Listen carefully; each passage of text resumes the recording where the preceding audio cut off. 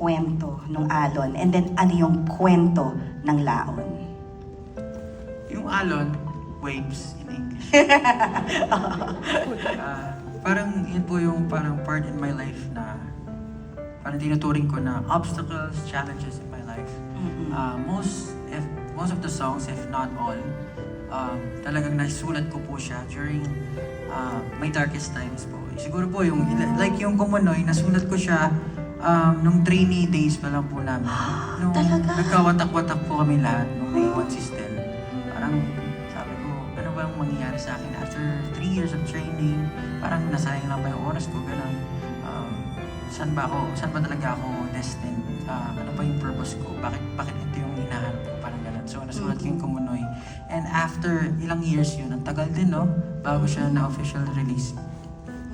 Tapos yung mga songs naman po, eventually, naisulat ko po paunti-unti. Pero po yung buong album, yung Alon and Laon, isang buwan po, tinagbaho namin ng kapatid ko na si Josue. Nandun po siya sa likod. Yes! Salamat dahil ito po talagang binigyan namin ng oras kasi po, it's for me, long overdue na talaga siya.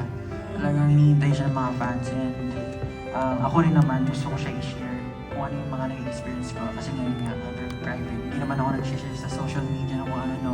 Recently lang ako nag-upload ng mga ano, sana nagsasawa na sila. Pero, Hindi, di ba hindi?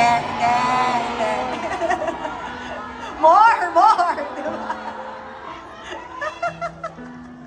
Tapos yung The Boy Who Cried Wolf naman po yung pinili kong title track kasi yun po yung nag-i-embody ng buong storya ng Alon. Kung papakinggan niyo po yung title niya The Boy Who Cried Wolf pero hindi po siya yung fable ni Aesop. Yes. Yung meaning niya po is parang isang kataon lang si sheep and si wolf. So parang dun po sa kwento ng film, it's like your old self na parang you try to be kind to everyone but then the whole world is giving you these hardships and all. Oo. Tapos Kung ano yun ni po, tinawag sa'yo. Parang naglalaban po. Yun po yung story na The Boy Who Cried Wolf. Tapos yung Laon naman po, yun yan, Laon in time, in English, ay kalaunan.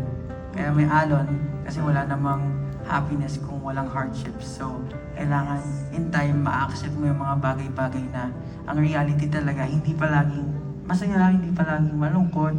It's always a balance of everything.